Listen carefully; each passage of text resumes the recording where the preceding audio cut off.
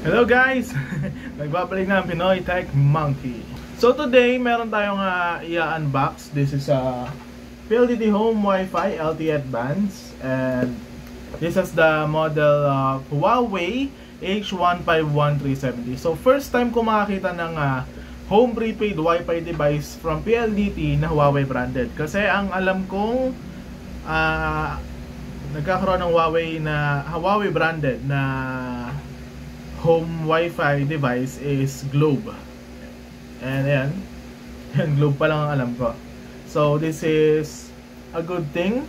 So I bought it for 995 pesos lang. And the specs, galing ito sa PLDT Smart website, pati na rin sa kanilang Shopee stores, ay 4G LTE Advanced, so Cat 6 or Category 6 LTE with support for 5G SA. So ano yung SA?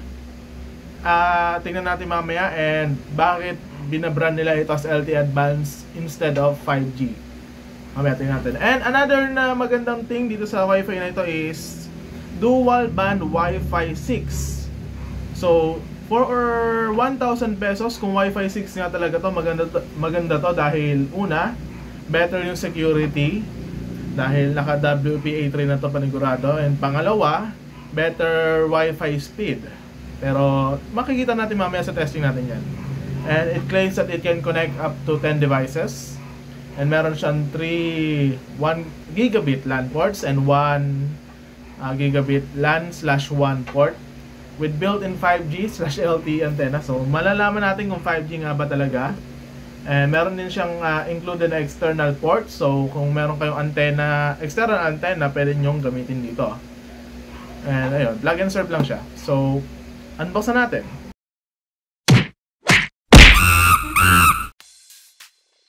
So, i-unbox na natin siya mga kaibigan. So, ito yung box niya. We can see on the front is, it is 995 and meron na siyang kasamang only Wi-Fi, valid for 15 days. Pinabili sa Wi-Fi speed yan. Plug and play, sinabi na natin kanina yan. And LTE Advanced yung kanyang branding. Pero tingnan natin mamaya kung 5G ang signal nito. So ito yung ilalim ng box on the top and on the back. Ito yung side, kabila. And sa kabila di ko napapakita dahil yung device info yun. So unbox na natin siya.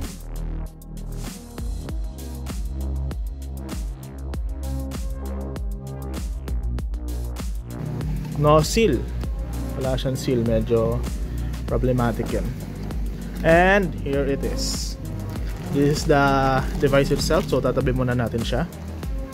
Meron siyang kasamang stickers, information stickers. Duplicate to. Meron din itong warranty card. Set up your prepaid home Wi-Fi. Ganyan kadali lang yung gagawin mo para ma-set up tong prepaid Wi-Fi. 5 steps. Meron tayong quick start guide. Check natin mamaya yan. Sticker. And yung included na PLDT Home Wi-Fi SIM. Nasa loob na yung mismo SIM card, so huwag nyo hanapin kung nasaan to. And meron siyang cardboard. Inside, meron siyang power cable. This is 12 volts 1 amp. And wala siyang included na Ethernet cable. So ito na yung device. So, makita nyo sa harap, meron tayong Ethernet light. Makita natin mamaya yan. Wi-Fi indicator. And signal bar indicator. Ang pinakamalapit dyan, bakit may R? Alamin natin mamaya yan. Sa ilalim, nandito yung SIM slot and information about the device. On the back, information sa SIM card, power port, telephone port, testing din natin mamaya yan. LAN 1, LAN 2, LAN 3, LAN N1, WPS button. And sabi merong power button, but I can see it. So yan. So ito yung device. Naisaksak na natin tong PLDT Home Wi-Fi device na ito. And na-set up ko na rin yung SIM niya with SIM registration. So now, ang maganda dito sa Huawei device ito or sa PLDT device ito is dahil nga Huawei produce siya, pwede siyang i-connect via AI Live, which is hindi ko pa nasa-setup. And na-detect siya as 5G CPE 5SE. 5G nga ba talaga tong device ito? Actually, technically 5G device to. Pero it uses 5G SA or 5G standalone, which is the pure 5G na setup. Ang network na gumagamit pa lang na 5G SA is dito, which is kung makakabili kayo ng kanilang 5G device, isa itong model na ito sa binebenta lang dito and branded siya as 5G. And sa Smart naman, ang kanilang 5G is NSA or non-standalone, which uses 4G signals to deliver 5G speed. So technically mas mabilis siya sa 4G, pero it still uses 4G. Ito yung nangyayari dito. So kung sakaling buksan ni Smart ang kanilang 5G standalone signal on public, we can use this router. Pero sa mga nababasa ko, naka red cap to, which means reduced capacity 5G. And hindi siya ganun kabilis like normal 5G, like umabot ng gigabit. Limited siya to 200 Mbps. Pero ito na nga, na-download na ni, ayan, so may username and router password, login ko lang muna. So ayan, ito yung Huawei AI Live na makita nyo. And na-confirm ko, Wi-Fi 6 to. So pero itong gamit ko is hindi Wi-Fi 6 capable device, pero itong pinambi-video ko, nakita ko detected siya as Wi-Fi 6. Pwede natin i-unlock kung sakaling bigyan tayo ni Smart ng code. Pero tingnan natin kung gagana dito yung regular Smart na SIM, TNT SIM, and yung other SIM. Pero sure na ako hindi gagana dito yung Globe and dito. Kung gumana, masaya. So now, ang pinakahihintay nyo ay speed test. So wala naman akong binago sa settings nito. So ang nabago lang talaga is yung admin password and yung Wi-Fi password. So titignan natin yung speed test niya. 3 single bar.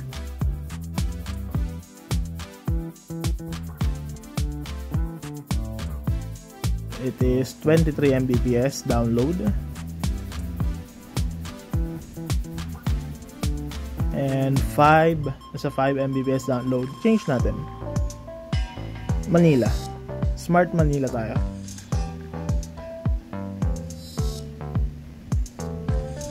$25 megabits down. And 5 parang yung upload speed. So pwede na yung speed niya for its price. Pero alam ko, hindi, wala na itong binibenta sa Smart ng regular na router, yung hindi LTE Advanced. Pero for its price, maganda na rin since Huawei branded na rin tong device ito. So before natin i-test yung ibang SIM, i-test muna natin yung telephone port, which makita natin sa likod ng device ay ito yung telephone port ng device. So sasaksak natin tong telephone.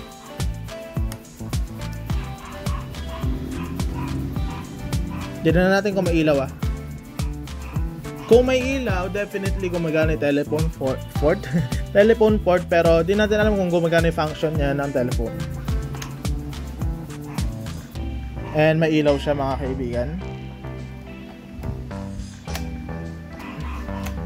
Pero yung dial tone niya is busy. Kung maririnig nyo, busy yung dial tone niya. So sa SIM card na gamit ko ngayon, dahil nga yung home wifi yung SIM na gamit ngayon, definitely hindi siya gumagana. Pero tatesting natin yung regular na Smart SIM, kung gagana yung phone function, kung gumagana, magandang device pa rin ito if you want a home phone. So ngayon, nagkabit na ako ng regular Smart SIM. Tignan natin kung gagana. Kapag may signal, ibig sabihin gumagana yung regular Smart SIM. Okay guys, so update. Inintay ko siya. So may signal, which means gumagana. tatawag tayo dun sa number na nilagay ko. Pag nag-ring yung telephone port, ayan, nakasaksak pa rin yung telephone port, guys. Ibig sabihin, gumagana nga siya.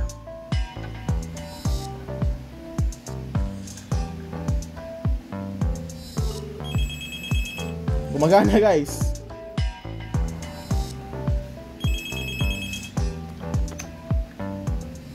Hello? Hello? Yes, gumagana guys. Marinig nga mga kaibigan kung mapapansin na telephone working.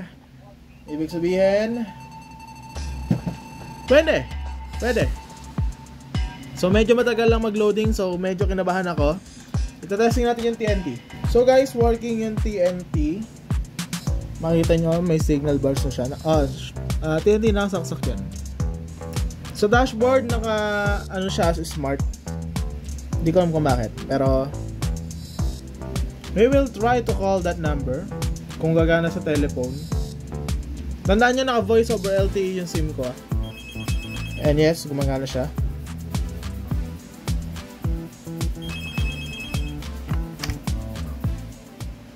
This is confirmation of gumagana at SIM sa Huawei device from PLDT.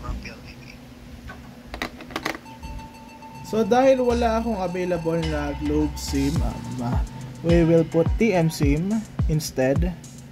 So ayun, TM. We will put the SIM card here. And titingnan natin kung magkakasingle siya.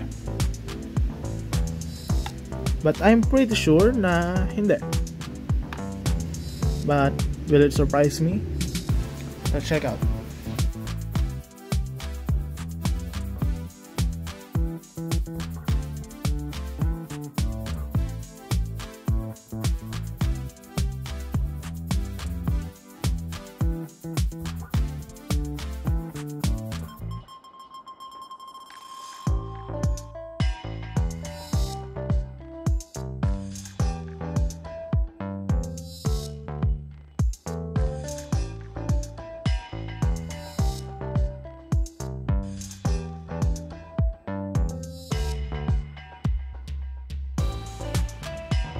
Okay, so update. So nakalagay, the device has been locked. Contact your ISP to obtain the SIM lock code. Enter the correct SIM lock code to unlock the device. If the remaining number unlocked items 0, the device will be permanently locked. So, hindi siya pwede. Hindi siya open line. Natural. Okay lang yan. Pero after 2 years ata, meron na kasing batas na maaari mo siyang ipa-SIM unlock pag nasa ipatan device na to and nasa iyo yung resibo, which is kapag in-order mo naman to sa Shopee or Lazada, pwede ka manghingi. Basta pag-order mo, message mo lang yung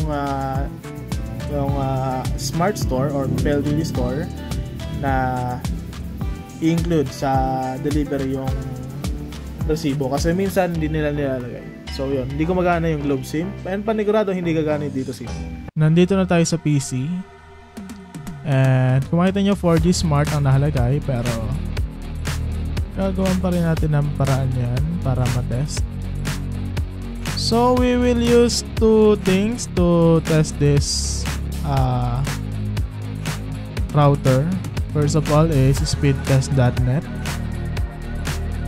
So kanina nasa 20 to 30 Mbps lang yung download and upload speed niya is 5 Mbps.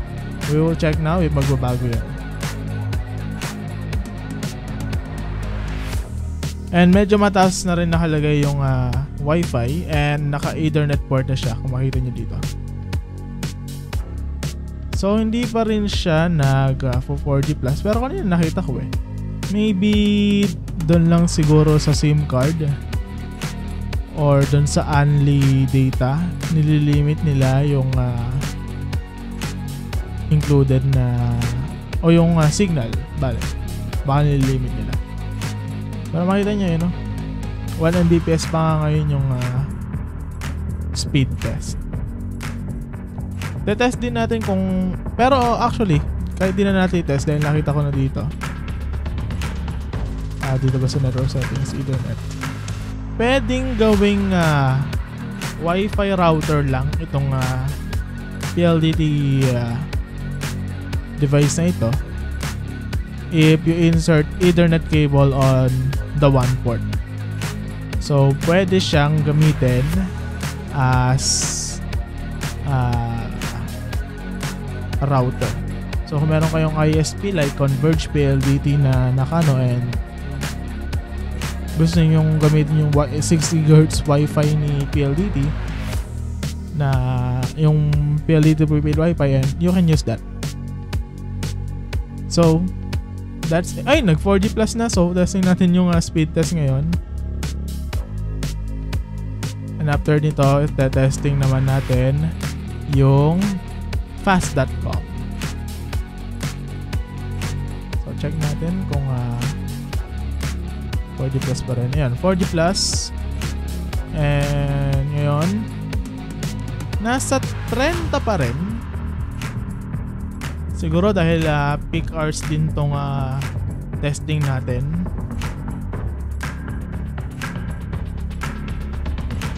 Ayan, 28 Mbps download and 8 Mbps upload, which is still good.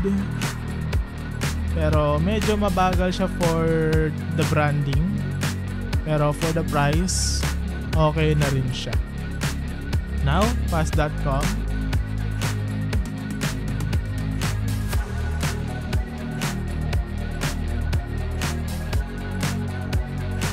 $2.3 sa fast. So, limited siguro yung Netflix streaming nito. Pero upload 15 Mbps upload.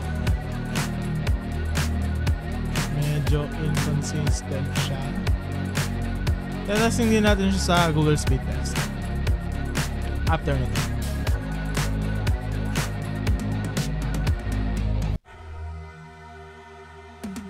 So sa fast, we got 2.3 Mbps download and around 10 Mbps upload. So ngayon, testing na natin siya sa Google Speed Test.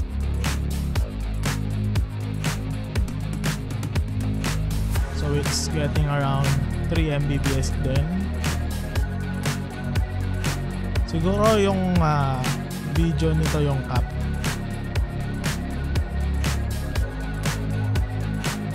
Similar results sa fast.com. 12 Mbps i-upload. 11. So another thing I tested is I put an Ethernet cable na nakakonekta sa aming Converge router. And nakalagay na siya sa LAN 4 and may ilaw na siya. And sa kanyang dashboard, makita natin internet connected. So naka-auto detect yung LAN 4 niya kung LAN or WAN yung gagamitin. And so connecta pa rin tayo. Makikita natin yung mga yan. And nag-i-speed test tayo, which is yes, umaabot yung Ethernet port niya ng 300 Mbps, which is yun yung internet plan namin sa Converge. Pero sa Wi-Fi, kahit naka 5 GHz na Wi-Fi, hindi siya maabot ng 300 Mbps. More on 200-250 yung naabot na, which is still great considering na 995 pesos lang yung Wi-Fi and Wi-Fi 6 enabled na rin siya. So, ayan. So, dito nyo makita sa Ethernet settings kung ano yung mangyayari sa Ethernet na. So, ayan.